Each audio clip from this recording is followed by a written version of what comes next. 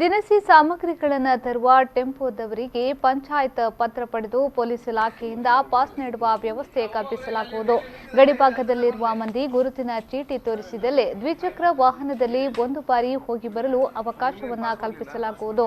Rickshaw ಚಾಲಕರು ತುರ್ತು ಆರೋಗ್ಯಕ್ಕಾಗಿ ಮಾತ್ರ ಆಸ್ಪತ್ರೆಯ ಪತ್ರ ಹಿಡಿದುಕೊಂಡು ಗಡಿಭಾಗದ ರಸ್ತೆಯನ್ನು ದಾಟಬಹುದು ಎಂದು ಶಾಸಕ ಯುಟಿ ಖಾದರ್ ತಲಪಾಡಿ ಗಡಿಭಾಗದ ಗ್ರಾಮಸ್ಥರಿಗೆ ಮನವರಿಕೆಯನ್ನ ಮಾಡಿದ್ರು.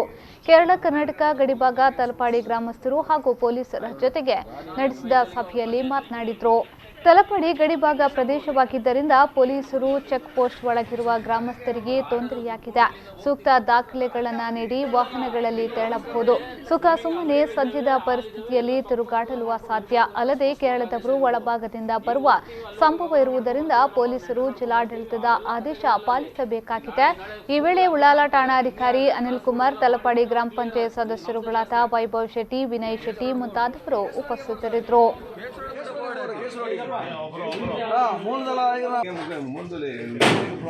ವಿಷಯ ಆಗ್ತದೆ ಕೇರಳ ಕರ್ನಾಟಕ ಗಡು ಪ್ರದೇಶ ಆಗ್ತದೆ. ಅದೇ ಸಮಸ್ಯೆ ಆಗಿರೋದು. ಕೇರಳದ ಎಲ್ಲ ಇಂಚು ಬಲ್ಲಿ ಬಂದ್ಕೊಂಡು ಇನ್ನೊಂದು ಅದ ರಿಕ್ಷಾ ಮಾಡಿದ್ರೆ ಬಾಡಿಗೆ ಮಲ್ಪರೆ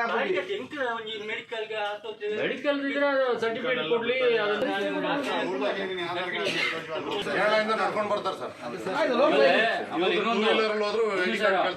ಲೋಕಲ್ ಐಡಿ ಕಾರ್ಡ್ ಇಟ್ಕೊಂಡು ಅಷ್ಟೇ ಎಫೆಕ್ಟ್. ಈಗ ಹೇಳಿದೀನಿ ನೋಡಿ, ಅಲ್ಲಿ ವಾಸಿ ಆಗ್ತಾ ಇದೆ, ಬಟ್ ನಮ್ಮಲ್ಲಿ ಜಾಸ್ತಿ ಆಗ್ತಾ ಇದೆ. 2 ಡೆತ್ ಆಯ್ತು. ಏನ್ ಎಂತ ಪರಿಸ್ಥಿತಿ ಅಂತಂದ್ರೆ ಶವ ಹೂಡ್ಲಿಕ್ಕೂ ಬಹಳ ತೊಂದರೆಗಳಾಗಿದೆ.